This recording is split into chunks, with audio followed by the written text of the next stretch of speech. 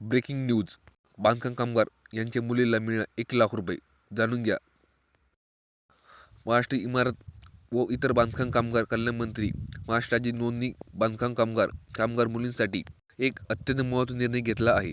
6 जानेवारी 2026 रोजी नवीन मार्गदर्शन. त्यानुसार बांधकाम कामगार मुलींच्या उच्च शिक्षणासाठी वाट धरावी आणि पैशाचं कोणते शिक्षण थांबवू नये यासाठी 1,00,000 रुपये शैक्षणिक मदत थेट दिली जाणार आहे. ही रक्कम विद्यार्थी बँक खात्यात जमा केली असून या गरीब कामगार कुटुंब मोठे आधार मिळणार आहे. कोणाच्या शिक्षणात किती मिळणार निधी? सरकारी शिक्षण स्वरूपात आर्थिक मदत टप्पा ठरला आहे.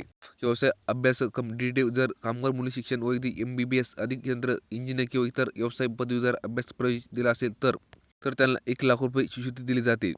पदवीधर शिक्षण पोटी उच्च पदवी शिक्षणासाठी देखील 60,000 ते 75,000 रुपये मदत मिळेल.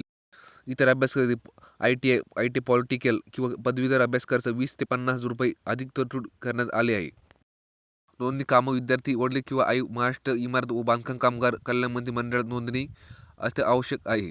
सक्रिय स्वतः कामगार ओळखपत्र निस्तार केले चालू असते. स्थिती. वयोमर्यादा. कामगार महिला टप्पा. मुलींसाठी मर्यादा आहे.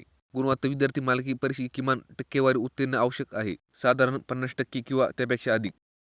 ज्या कामगार मुली उच्च शिक्षण घेत आहे त्यांनी खाली अर्ज करावा. Online portal. मंडळातील अधिक वेबसाईट संकेतस्थळावर महाराष्ट्र जाऊन EDD या ॲप्लिकेशनवर क्लिक करा. नोंदणी क्रमांक. कामगार नोंदणी क्रमांक प्रविष्ट करा. आवश्यक अपलोड करा.